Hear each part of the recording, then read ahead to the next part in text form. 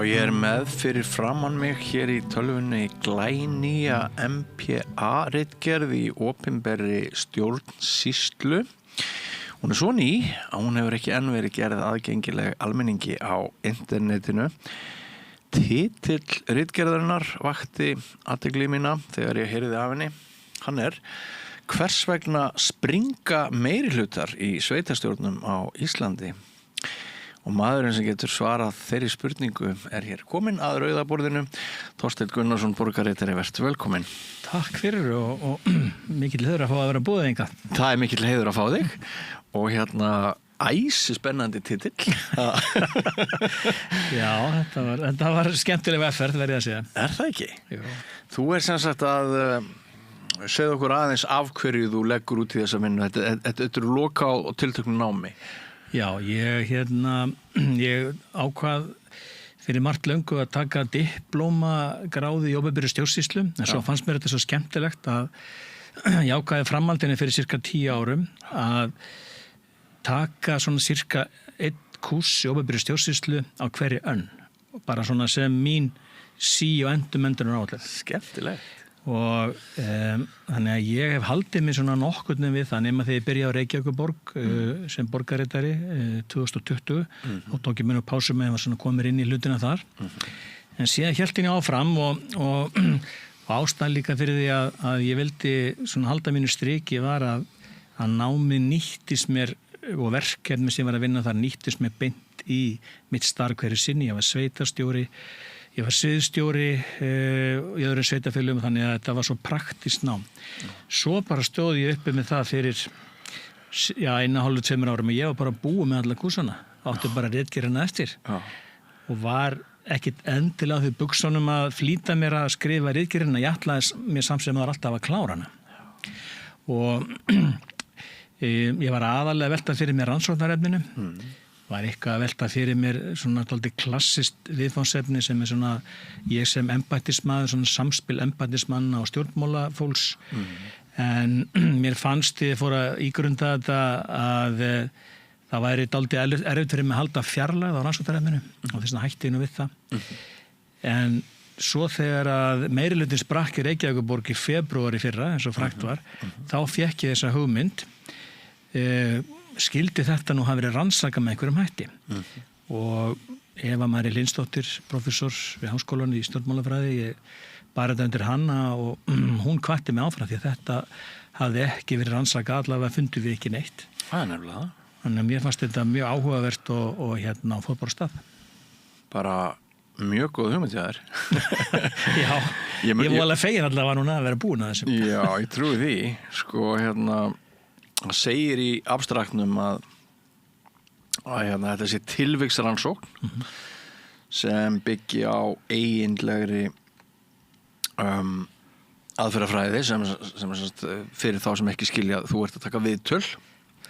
Já, þetta 2 konar. Ég tek, þetta skrifborðsrannsókn annars vegar.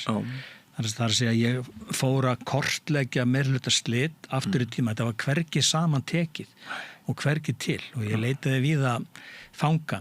En á endanum að þá settist ég bara sjálfur niður og tók þetta saman. Þetta var svona frekka tímafrekt en svona skemmtileg vinna. Hverjar voru helstu heimildirnar? Þá fór ég inn á tímarit.is og ég fór inn á veraldavefinn bara og googlaði. Ég notaði skerfigreindina líka við að finna heimildir og svo fór ég í fundagerðir sveitarfélaga þess að við átti og byrjaði bara núna á þessi kjörtímabili og feikraði mig síðan smán saman aftur og bak og endanum urðu þetta 6 kjörtímabil. Ég fór aftur til ársins 2002 og ég áttaði mig á því að eftir því sem aftar dró að þá var erfiðar að grafa upp heimildir. En ég var komið fljótlega með það skýra mynd að niðurstöðuna tóku nú svona fljótt á sig svona þá mynd að hvað raunum verið lagi að það að baki og ég flokka þetta í ýmsa kríterjur eftir starfssveitarfélaga, eftir samsetningu meirihluta, hversu margir flokkar voru og svo reyndi aðalspurningin náttúrulega, þá reyndi ég að greina, var þetta málefnir ágreiningur, var þetta persónlegur ágreiningur og svona ýmsar fleiri breytur sem ég tók með, og ég skoðaði reynda líka svona sem gamall sveitarstjóri, stöðu sveitarstjóra í þessi samgík, þú þarf að segja hvað verður nú sveitarstjórana þegar að slitnar upp og meirihluta-samstarfi. Já, og þetta sem sagt þessi hluti vinnar, svo ertu líka að taka þarna 6 viðtöl alls við. Ég fann þegar ég var búin að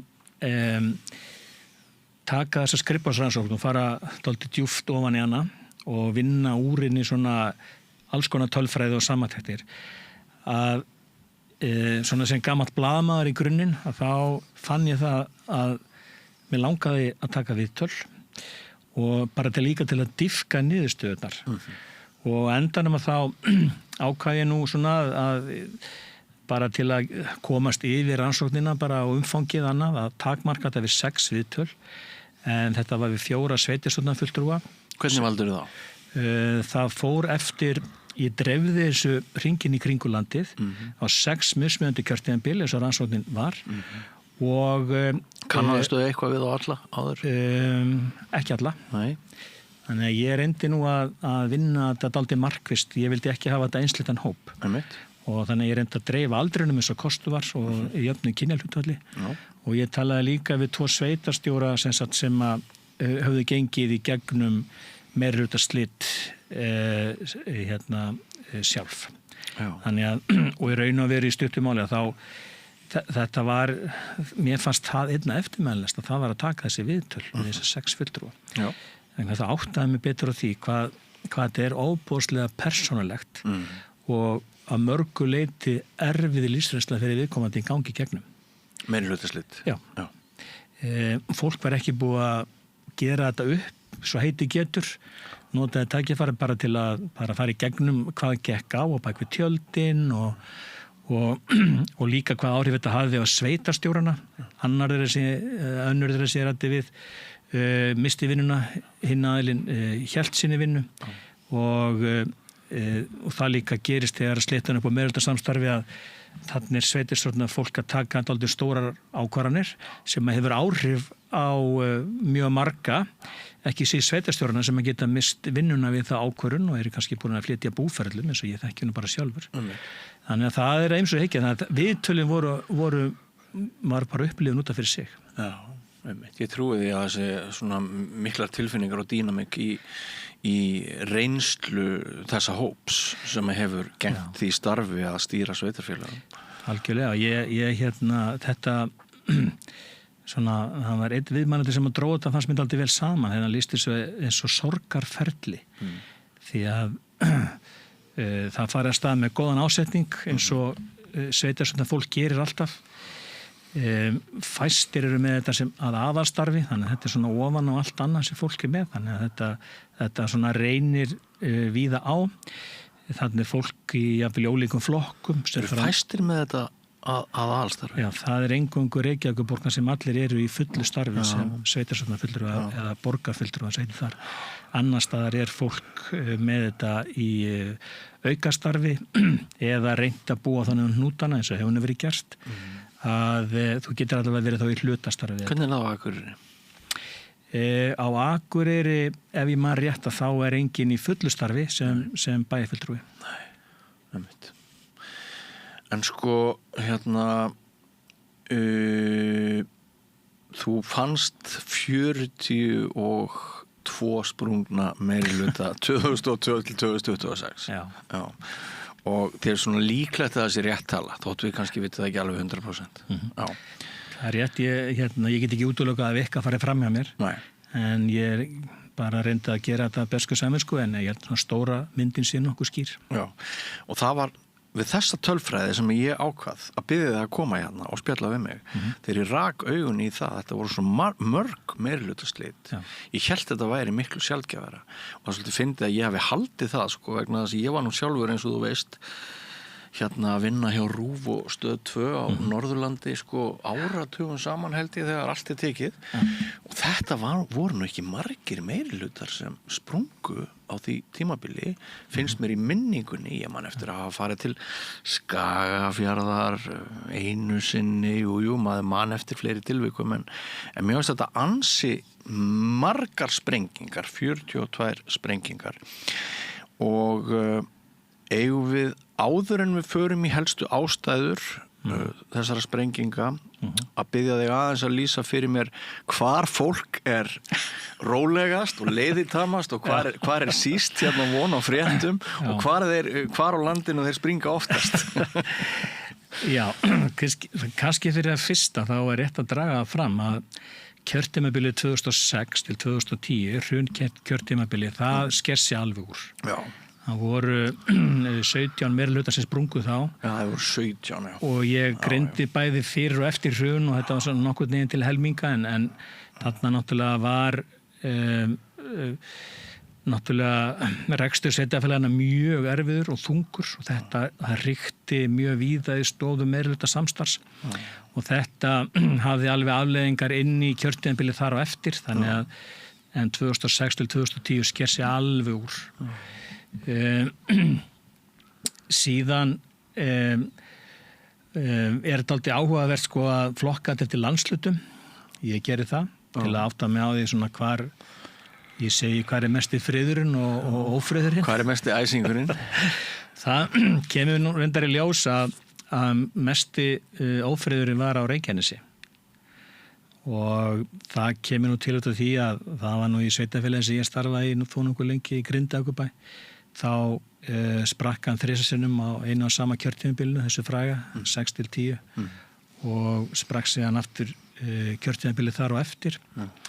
Síðan sprakk meirihlutinn á Vogum með Vatnsleysuströnd, það var svona málefnilega ágreiningur út af línumálum sem að nú ennþá ágreiningur líka í Garðinum og síðan náttúrulega sprakk meirihlutinn í Reykjavík náttúrulega 3 og svo þar að segja á höfuðborgarsvæðinu, það náttúrulega sprakk hann líka í Kópavogi þegar næst besti flokkurinn klaufsi út, hann sprakk á Álftanesi sem dæmi. Þannig að mesti ófriðurinn hefur nú verið á þessum svæðum, Suðurnesjum og höfuðborgarsvæðinu. En svona mesti friðurinn virðist vera fyrir austan. Já. Þar eru meirihlutaslit svona fátíðari, en þau eru vel þekkt hins vegar, en svona öðru leyti dreifist þetta nokkuð svona hringinn í kringum landið. Já. Þannig að þetta ekki karaktereinkenni? Þeir eru nú prúðir annað fyrir austan, þeir eru ekkert að búa til meiri vandræði en þarf. Jú, og sama skapi ég náttúrulega bjó á Suðurnesjum þegar ég var hjá Grindavíkurbæ og þetta eru svona sjávarútvegsplás og kraftur í fólki og hann tekist á og þar að leiðandi náttúrulega urðu meirihlutaslit og þau geta eins og ég nefnt bæði verið persónleg og málefnilegur ágreiningur og blanda hvort tveggja. Já. Þá erum við svona einhverju leyti búnir að setja sviðið. Já. Og þá komið að því að þú svarir spurningunni sem þú spyr sjálfur í ritgerðinni. Hvers vegna springa meirihlutar á Íslandi? Já, til að vera dálítið formlegur sko, þá náttúrulega rétt að taka það fram að ég skoða þetta náttúrulega í fræðilegu samhengi og það til alls konar kenningar meirihluta myndanir en engar rannsóknir eða kenningar slitin sérstaklega. Þannig ég horfi á þetta dálítið í því samhengi, heildarrannsóknina og niðurstöðunar í rannsókninni eru alveg í samræmi við helstu kenningar meirihluta myndanir. Þannig að þessar kenningar ná fyrst og fremst yfir þegar kemur að þjóðþingum. Það sem ég gerði er að reyna að heimfæra þetta yfir að sveitarstjórnarstig og þessar kenningar eru það með þessum gömlu mesturum eru það góðar að það er algjörlega sama sem merkir þarna á milli. Og þetta skiptir það sem að lykilatriði í þessu er að þeim brothættari sem svona innri samheldin í meirihlutanum þeim líklegri meirihluta til að falla. Og ég þegar ég var að flokka þetta niður, hvort þetta væri málefnalegt eða persónlegt, að þá þegar ég gerði þetta svona klift og skorið, þá var það 2/3 hluta meirihluta sem að slitnuð út af persónulegum ágreiningi. Það sé hátt hlutfall. Það mjög frekar hátt hlutfall og þegar að það kom fyrir orðið trúnaðarbrestur það flokkaði það sem persónulegur ágreiningur. Hins vegar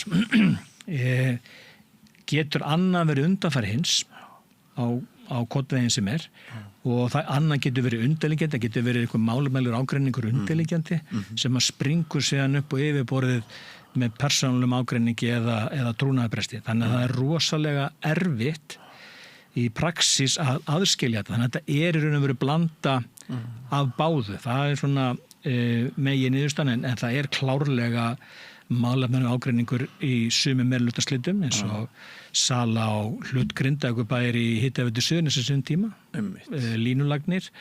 Þetta alvöru deilumál. Alvöru deilumál, flest meirihlutaslitin málefnalegum á rekja til deilna skólamál sem kemur ekki á óvart, skipulagsmál og svona þessi lögbundnu verkefni sveitarfélaga. Þannig að þetta blandast svona dálítið mikið saman og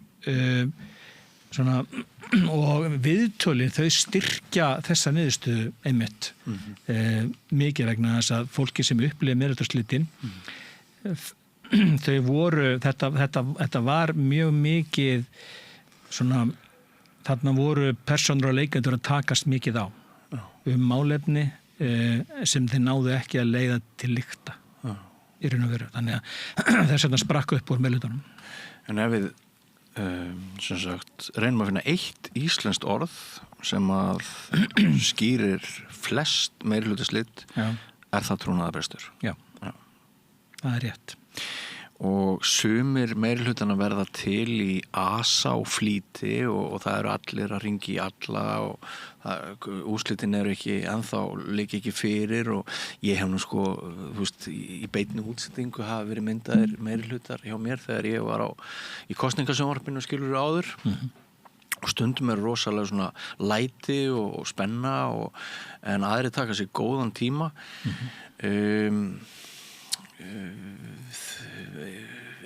það kunnugleiki svona sem að skiptir miklu máli í því sko ég veit að þú ert að rannsaka slitin en til að við hljótum að spyrja einhverja spurninga hvernig þeir verða til líka. Akkurat. Þegar við skoðum hérna akkur það slitnar fórstu eitthvað í það sko fannstu einhverja breytur sem skýrðu hvort það voru minni tengsl, minna traust á milli meirihluta í upphafi sem leiddu til slitana síðar eða? Já, þetta var eitt af því sem að ég einmitt nýtti viðtölunni í að reyna að skygnast betur á bak við tjöldin, hvað þetta varðar. Og þetta í raun og veru grundvallar spurning sem við kemum með vegna þess að þegar ég var komið með niðurstöðunar og maður fer svona rýna og jafnvel svona hvernig væri hægt að auka líkurnar á því að minnka meirihlutaslit, snúa eiginlega spurningunni dálítið við. Og ég reynda að reka það dálítið í loka ritgerðina að fókusin hjá mér færðist einmitt dálítið framar og í meirihluta myndarinnar. Þær eru algjört lykilatriði í mínum huga. Það svona... Þar finnur stundum svörin við slituna. Já, það nefnilega málið sko. Það þannig að til að sko, í sveitarstjórnum þetta þannig að þú þarft að setja 4 ár konseil líka betur að vera. Það ekki hægt að rjúfa eins og þing og búa til kosninga. Þú situr uppi með þessa sveitarstjórn konseil líka betur að vera í 4 ár og ég ætla að taka skýrt fram að ég náttúrulega hef verið í einstakri stöðu sem starfsmaður sveitarfélaga að vinna mjög náið með pólitísk kjörnu fulltrúa og þetta frábært fólk sem að vill mjög vel. En pólitík er pólitík, eins og ég stundur sagt og þannig að það sem að skipti máli, þetta er kannski leiðilegt að segja þetta, en hönnun á einhvers konar stofnanalegri umgjörð í kringum meirihluta myndanir skiptir, held ég, gríðarlega miklu máli. Og það þrennt sem að ég dreg fram í ritgerðinni, það í fyrsta lagi að gefa sér góðan tíma í það að vanda málefnasamningin. Ég reyndar alveg efasemdur að svona að klassísku málefnasamningur hvort að hann sé bara ekki úrelt fyrirbrigði. Þannig að þess vegna finnst mér einmitt og dreða fram í öðru lagi að það þarf að þegar verið að semja meirihluta, hvort sem 2 flokka meirihluti eða 3 eða 4 og jafnvel 5 eins og við höfum dæmið núna, að þá skiptir gríðarlega miklu máli að byggja upp traust og gott samstarf. Og þetta sé fagleg samstarf og það þarf að vinna í þessu, þetta gerist ekkert að sjálfu sér. Þetta snýst allt traust, eftir þess að við byggjum upp meira traust innan meirihlutans og byggir góða brýr jafnvel yfir í minnihlutan, þá eru miklu meiri líkur á því að samstarfið að mínum mati muni halda út kjörtímabilið. Þetta er nú bara eins og ég þekki nú vel með minn gamla íþróttabakgrunn að lykilatriði til að byggja meistaralið er náttúrulega að undirbúa sig vel og taka svona á málum dálítið að festu. Það koma alltaf upp erfið og flókið mál á hverju einasta kjörtímabili ófyrir séð. Og það er bara hluti af öllu menginu og ég bendi nú á það að það gæti verið klókt að vera búin að ræða þetta strax í upphafi og grípa þá í einhvers konar umgjörð þar sem að það koma flókin efri mál og það er ykkur ágreiningur innan meirihlutans, hvernig ætlum við að leysa þetta? Þannig að fyrir sveitafélagið, fyrir íbúana og fyrir starfsfólkið í sveitafélagunum að skiptir ákveðin stöðuleiki mestu máli fyrir sveitafélagið í heilsinni að vera stöðuleiki út kjörtímabilið. Svo getum við tekið aðra umræðan það kannski eftir hvort að þegar meirihluti springur hvort að það sé eitthvað stórmál. Já.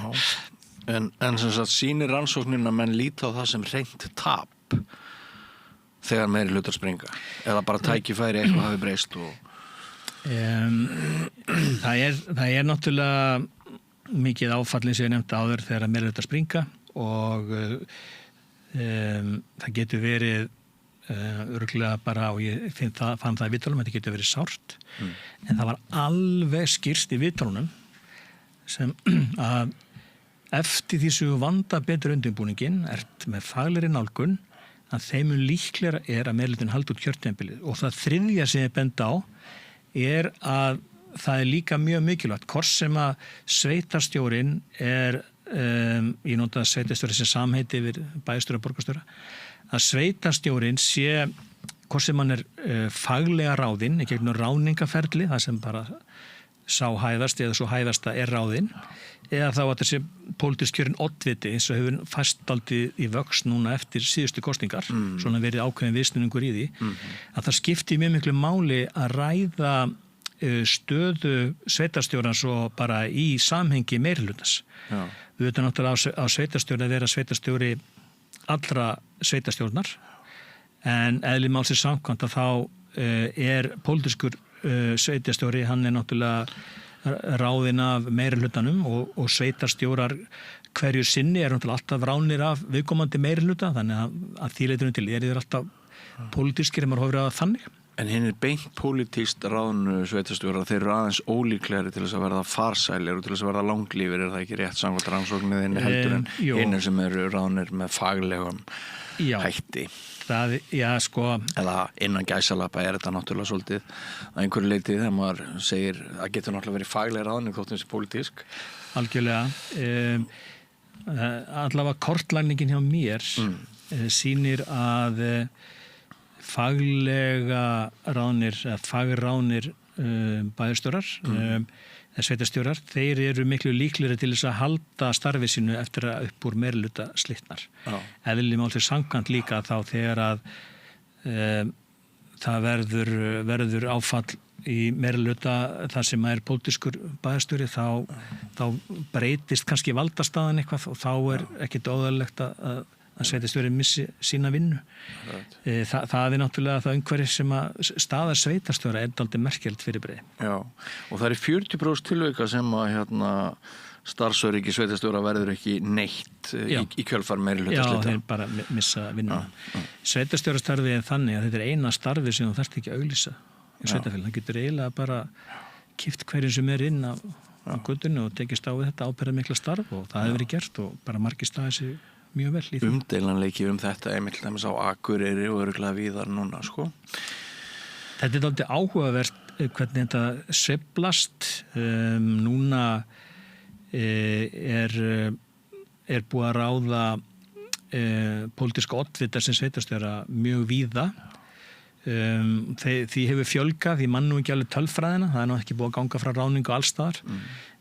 En þar sem að eru pólitíski sveitarstjórar, það náttúrulega var gengið tiltölulega hratt í verks að mynda meirihluta.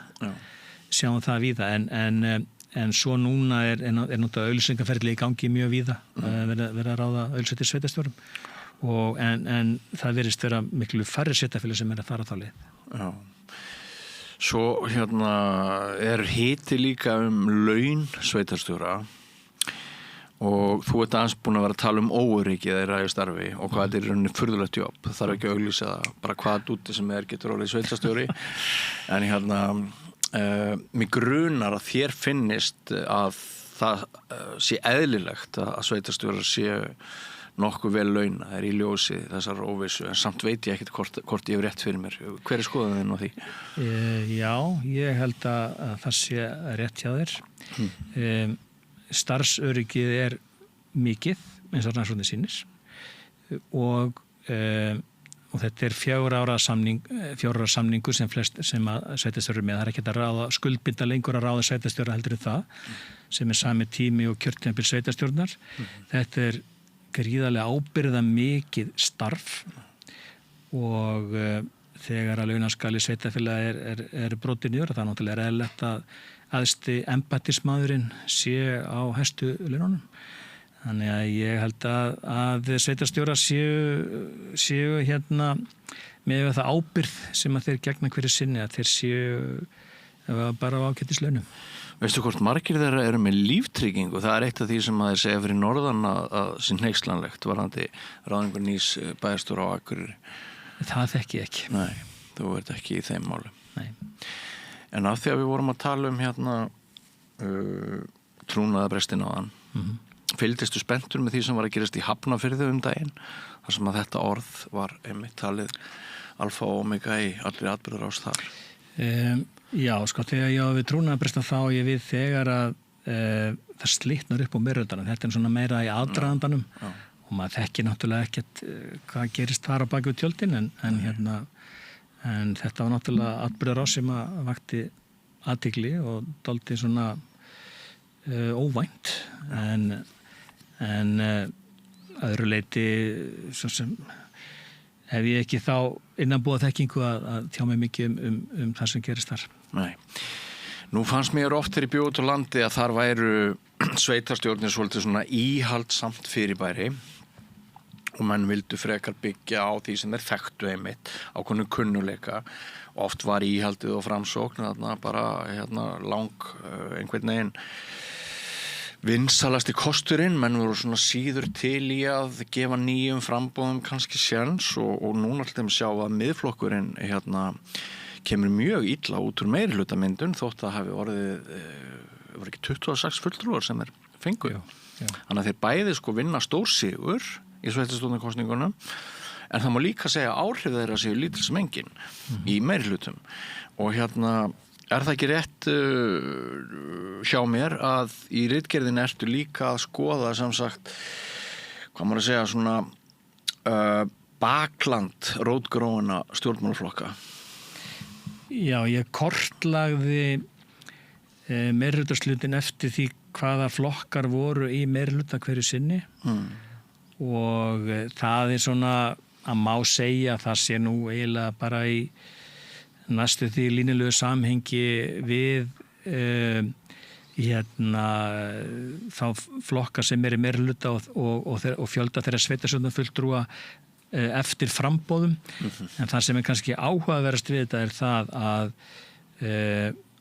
óháð framboð eða sameiginlega framboð, ekki þessi klassísku, þau eiga, ég er ekki búin að taka saman fyrir nýjustu kosningar, en þau eiga langt flesta sveitarstjórnarfulltrúa á landsvísu. Já. Og Sjálfstæðisflokkurinn átti flesta og þeir hafa bætt örugglega dálítið við sig. En þegar ég var sjálfur sveitarstjóri fyrir norðan í Mývatnssveit, þá voru 2 framboð, bara sjálfstæða framboð sem að tengdist ekki þessum hefðbundnu stjórnmálaflokkum og það kemur líka þá fram í rannsókninni að hefðbundnu stjórnmálaflokkar hafa svona meira bakland að mörgu leyti, bæði heim í héraði og kannski að landsvísi, þótt að það geti verið svona dálítið mismunandi, en viðtölunni mitt kannski staðfesta dálítið að það skiptir alveg máli að hafa gott bakland þegar svona á reynir í meirihluta-samstarfi. Þannig að þetta fannst mér þetta var dálítið áhugavert. Já. Hvað getur þú sagt okkur slitin í fyrra hjá borginni? Hversu eru þau? Nú, kannski vil ég ekki tjá mjög mikið það því ég er svo nálægt því, en þetta var heldur bara sambland af ýmsu og var ófyrirséð og en það jákvæði að var að ég fekk hugmyndanstur ágættur ritgerð þegar það gerðist. Já. Ef þú værir hættur sem borgarritari, myndur þú svara þessari spurningu öðruvísi? Það fer eftir ýmsu. Talir hún eins og pólitíkus eða? Ég veit ekki eins og hvað það talar. Nei, ég held kannski að þú sem fagmaður, þú værir besta heimildin til þess að greina og svara þessari spurningu, sko. Já, en í svona rannsókn þá verður maður að geta hlutleysis og ég náttúrulega er með bakgrunnsgögn þar sem ég náttúrulega, kortlaði þetta eftir þeim kriteríum sem ég var með og þetta svona tikkar í bæðiboksin. Þetta var svona eflaust blanda málefnalegu og persónulegu. Það þýðir semst ekkert að spyrja þig að því hvort konan í brúnni hjá Flokki fólksins, Inga Sæland, hvort hún bara svarið við þessari spurningu. Nei, það þýðir ekki spyrja mig að þessu. Ég er ekki baku tjaldi. Já, það er góð saga að hennar fulltrúi hafi talið að það yrði ekki fyrirstaða fyrir ákveðnum breytingum og svo hafi Inga bara sagt nei, ekki að ræða það og þar með satt Einar uppi með svartapítur. Það sem ég má draga fram að breytum umræðefni. Já, sko að því að Reykjavíkurborg er stór og náttúrulega höfuðborgin er í sérflokki, 140 manns, næsta sveitarfélagi 40. Kópavogur svo Hafnarfjörður ekki 33-4.000. Þannig að það eru ef maður orðað bara dálítið hreint úr, þá er náttúrulega höfuðborgin svona dálítið í mikilli sérstöðu og eins og ég nefndi að þá hafa voru flest meirihlutaslitin þar og í Grindavík og fleiri stöðum. En ég með kortlaði meirihlutaslitin eftir íbúafjölda og það var dálítið áhugaverð sem kom í ljós þá en ég fann aftur til ársins 2002 þá fann ég engin meirihlutaslit í sveitarfélögum með færri en 500 íbúa og þetta kom mér rosalega óvart. Þarna náttúrulega eru líka óhlutbundna kosningar algengar í þessum sveitarfélögum en það sama, þetta er áhugavert og maður velti því fyrir sér hvers vegna svo geti verið og það var líka þegar dálítið friðsalt í sveitarfélögum með 20-50 manns en mesti ófriðurinn var þar sem að íbúar voru á bilinu 2-5.000 og svo hjá Reykjavíkurborg. Þannig að hvers vegna skildi vera svona friðsalt í minni sveitarfélögum, nú náttúrulega búið að vera mikið sameiningar umræða og sveitarfélögum með fækka mjög mikið, það voru flest 1950 voru þau 230 mann rétt og eru núna komið niður í 61 eftir þessar kosningar.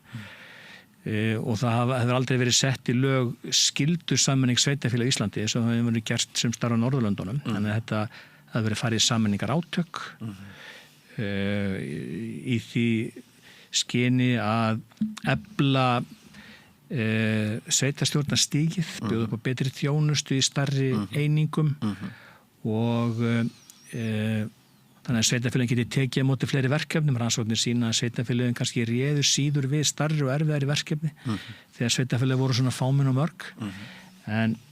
En þetta var eitt af því sem ég svona reynda einhvern veginn að rýna dálítið í og það kemur í ljósi í öðrum rannsóknum sem ég sá að í minni sveitarfélögum þá meiri nálægð og ætti það ekki þá að vera persónulega flóknar og erfiðar, en þá kannski upplifir fólk að það hafi betri aðgang og að sínum kjörnu fulltrúum og hafi meiri áhrif og eitthvað svona sko. Þannig að þetta fannst mér það er svona það er rólegri blær yfir fámennari sveitarfélögunum en að samanskapi náttúrulega þjónustan mismunandi eins og við þekkjum en svona heilt yfir að þá er fámenni ekki að trufla allavega því pólitíska umhverfi að því leti að það slitnar síður upp og meirlutu þar. Einmitt. Kannski ótengt þessari rannsóknin, spáirðu frekari fækkun sveitarfélaga? Já, ég geri það nú. Ég held að en ég er hins vegar fylgjandi þeirri stefnu bara persónulega að vera ekki að setja lög á sérstök starðarhlutal sveitarfélaga, íbúafjölda sveitarfélaga. Þessi sjálfbærni sameiningu sveitarfélaga, maður getur orðað þannig, er bara dálítið lýðræðisleg og góð. Ég þekki það sjálfur þegar að ég var sveitarstjóri í Mývatnssveit þá þegar verið að setja sameiningarferli þá er það svona dálítið formlegt.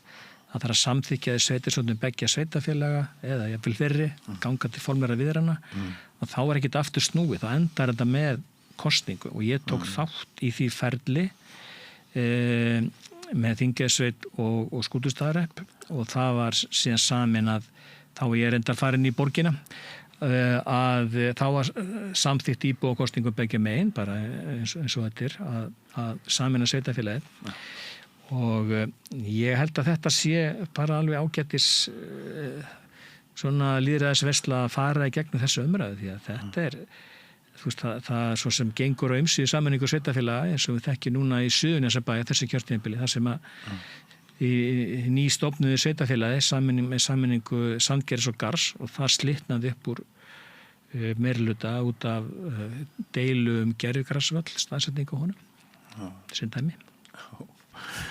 En sko ég var nú að segja það sem mývetningur að ég skil vel að Reykdælingar og Aðaldælingar og nágrannar mývetninga þarna í dölunum í kring að þeir hafi viljað saminast hásléttunni sko, þeim sem búa í 270 metra hæð yfir sjávarmáli. En ég botna nú ekkert í mývetningum að þeir hafi valið að saminast. Það var bara algerandi meðlum. Fólkinu sem býr þarna lengst fyrir neðan okkur sko. Já. Þetta er náttúrulega bara hrein stéttaskipting. Já, mál horfa að þannig. En ég spurði þig sko hvað þú hygðir með fjölda sveitarfélaga vegna þess að fyrir sveitarstjórnarkosningarnar þá fengum við hér að rauðaborðinu hellinga áhugaverðu fólki til þess að svona rýna í hvað væri verið að kjósa og ég man eftir fleirin einum og fleirin tveimur sem að bentu á í rauninni í sambandi við borgarlínuna hvað það væri miklu einfaldara að við værum bara með eitt sveitarfélag hérna á höfuðborgarsvæðinu og sum sveitarfélagina eins og Nesið, Seltjarnarnesið, þetta er náttúrulega ekkert mjög margir íbúar og maður er svolítið hissa sko. Ef þú kemur kemur marsbúi og þú ætlar að sýna honum sem sagt, skiptingu sveitarfélaga þá yrði marsbúin sem að væri ekki kunnugur sögu og svona, hann yrði rosalega hissa á hvað það væri random, hvernig þessi sveitarfélag skiptast og er ekki eina vitið til langt fram að hér verði bara eitt sveitarfélag, myndi það ekki auðvelda svo ótal mörg flókin mál eins og borgarlínuna ef hér væri bara eitt sveitarfélag? Já, nú ertu komin í hápólitískt efni sem ég sem embættismaður ekki að blanda mig mikið í. Nei, ekki mikið segirðu? Já, bara helst ekki neitt. En þá spyr ég á móti tilgist á bara að hafa sveitafélag yfirleitt, bara ekki að hafa bara eitt sveitafélag fyrir all landið. Já, hvert svarið við þeirri spurningu, segirðu? Já, nei, við viljum ekki hafa bara eitt sveitafélag. Eflaust má fækka sveitafélagum sem nefndi áðan og hérna til að efla ákveðna grunnþjónustu. Jú, það flækjustig á höfuðborgarsvæðinu en væri þetta ekki dálítið einslegt ef allt höfuðborgarsvæði, það sem nú alveg bróður partur þjóðarinnar búsettur að vera með eitt sveitafélag, það mætti eflust fækka þeim eitthvað, en svona í stóru myndinni held ég að það fari nú bara vel á því að vera með þessi sveitafélag hérna á höfuðborgarsvæðinu sem að þurfa að vera í samstarfi. Það eru mismunandi áherslur í þessum sveitafélagum og af hverju ekki að leyfa þeim bara að njóta sín áfram. Já, ég tala við þig þegar þú tættur að gegna starfinu sem þú ert að gegna. Þá spyr ég þið aftur, en hérna sko út frá mínum sjónarhóli þá er þetta algjört rugl. Hvað við erum með hérna mörg sveitarfélög og hvað sum hérna taka sér alltaf far á hérna teika hinn sveitarfélögin frítt. Ég meina það er engin félagsleg aðstóð í Garðabæ, það koma allir hérna til Reykjavíkur og þar sjúaðir hérna sjóði borgarinnar sveitarstjórn og fulltrúar í nálegum hérna sveitarfélögum, þeir eru bara, þeir demba bara vandamálunum yfir Reykjavík í mörgum tilvikum og það er alls konar svona óréttlæti og spurningar sem að kvikna það á hverju sumar byggðir geta bara verið forréttindabyggðir og með lægra útsvar og svona og einhvern veginn vandamálin þar þeim bara dömpað yfir næsta hól. Já, og hvað ég að segja við því? Ég veit það nú ekki. Það er Reykjavíkurborg sem höfuðborg hefur náttúrulega ákveðin skildum að gegna og stendur sér bara mjög vel í því en varðandi sammenningu sveitarfélaga höfuðborgarsvæðinu þá er það bara dálítið önnur umræða hápólitík sem að ég mér ekki að blanda mér í. Nei. En svo við förum þá kannski bara að ljúka þessu Þorsteinn svona umfram það sem að við höfum þegar rætt er eitthvað sem ég er að gleyma sem að svona þér fannst sem kom þér óvart í rannsókninni? Já, það var eitt og annað. Það fyrir að fyrst að því ég leitaði fanga mjög víða með að finna sambarilega rannsóknir, þetta fann ég ekki neitt. Ég skoðaði, fekk aðstofið það líka sérstaklega á Norðurlöndunum. Hvers vegna slitnar upp á meðeldarsamstarfi en það hefur ekki, ég fann ekki neitt. Þannig að þessi rannsókn sýnir það að það er alveg óplæður akur þegar kemur að rannsóknarefni á sveitarstjórnarstiginu á Íslandi af ýmsum ástæðum og það mætti setja miklu meiri svona kraft og styrk í rannsóknir á sveitarstjórnarstiginu finnst mér. Svo eru náttúrulega Norðurlöndin að mörguleiti dálítið svona sér á parti þegar kemur að sveitarstjórnarstiginu og þannig sem að náttúrulega er líka áhugavert hérna á Íslandi er að við höfum ekki þetta þriðja sveitarstjórnarstig eða þriðja stjórnsýslustig segi ég sem að hérna eins og er náttúrulega mjög víða annar staðar þannig að það er náttúrulega bara hversu fámennt land við erum. Ég vil líka segja það að maður finnur það bara eins og núna mikil endurnýjun í borgarstjórninni í borginni 16 í fulltrúar að 23 og það er rosalega gaman að finna bara kraftinn og ástríðuna og metnaðinum hjá borgarfulltrúum. Það búið svo mikið svona bara gleði og hérna við heldum nú svona 3 daga námskeið fyrir borgarstjórnina bara til að koma inn í málin og kannski kiptum við aðeins niður á jörðina við það því að verkefnin eru stundur stór og mjög flókin en þau eru skemmtileg og það er mín reynsla að sveitarstjórnina þarna er upp til hópa í sveitarstjórnum bara virkilega metnaðarfullt og flott fólk sem að vill sínum sveitarfélögum vel. Það er stór ákvörðun til að mynda að fara í sameiningarferli, það er ekkert einfalt en ég þeirra skoðunar að það eigi að hafa svona sinn lýðræðislega vettvang. Og svo bara kannski þá lokum að það er búið að vera ég vann þetta nú náttúrulega eðli málsins samkvæmt fyrst og fremst í fríum og helgar og svona og þetta var ofsalega skemmtileg vegferð, ég leitaði við að fanga, fekk góða aðstoð hér og þar og þannig að heilt yfir var þetta bara ofsalega skemmtileg vegferð sem að skilur dálítið mikið eftir sig hjá mér og ég bara er stoltur af verkefninu því að ég er búin að fá einkunn og útskrifast núna 13. júní og útskrifast með ágætis einkunn, þannig að ég get ekkert kvarta. Til hamingju, það er svo gaman að vera í skóla á okkar aldri. Þetta er besta ákvörðin sem ég tekið. Er það ekki? Já. Ég naut þess alveg sérstaklega vel að ég var komin töluvert á 50 aldur þegar ég tók 2 háskólagráður og mér aldrei liðið betur í námi heldur en einmitt þá og núna sko. Já. Og gaman að vinna mikið með ungu fólki í alls konar verkefnum og svona. Það er bara ómetalegt einhvern veginn. Og bara frábært að við vitum núna það sem við ekki vissum áður, hvers vegna meirihlutar á Íslandi springa.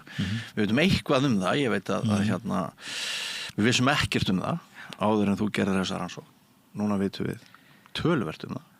Allavega búið að svona opna þarna kannski eitthvað svona box sem að hægt að byggja ofan á og ég er með ábendingar hvernig hægt að halda áfram með rannsóknir sem að tengjast þessu viðfangsefni sem að náttúrulega gera í svona rannsókn. Einmitt.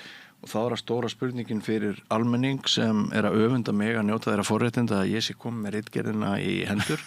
Hvenær opnast þetta á internetinu fyrir hverju sem er? Já, úrskriftin er núna 13. Og þá opnar hún í skemmunni þar sem að náttúrulega háskólanir eru með birta allar loka ritgerðir. Þannig að það er eftir cirka viku. Og hún verður opin, það er engin leyndarmál. Nei, og þá munir sveitarstjórnar fulltrúarnir og sveitarstjórarnir og fyrrverandi sveitarstjórar og þeir sem langar til að vera sveitarstjórar þeir munir stökkva á þetta. Já, ég vona, ef það er eitthvað sem að ég vonast til þess að hún nýtist í eitthvað, það er einmitt að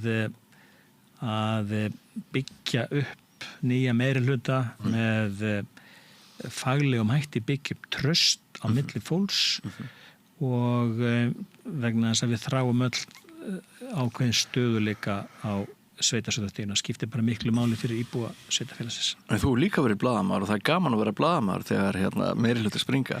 Já, og þá einmitt veltum maður fyrir sér sko, er eitthvað slamtið það að meirihlutar springa? Já. Nú náttúrulega það er til í fræðunum sem heitir leikjafræði sem að tengist pólitíkinni, það eru meirihluta myndanir og fleira og stundum er það kannski bara eina lausnin þegar að allt er komið í skrúuna, persónulegur ágreiningur, málefnilegur ágreiningur, að þá að byrja bara upp á nýtt með sprengja meirihlutan, vera með nýja meirihluta og leikjafræðin sér til þess að lýðræði hefur bara sinn framgang. Já, einmitt.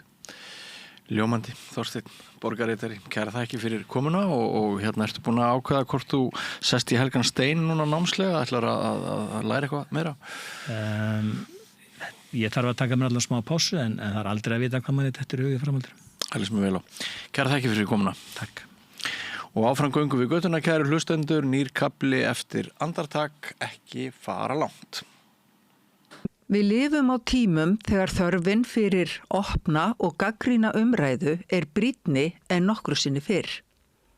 Ég heiti Ólína Kjerúl Þorvarðardóttir og ég styð og vel samstöðina, sjálfstæðan og óháðan fjölmiðil.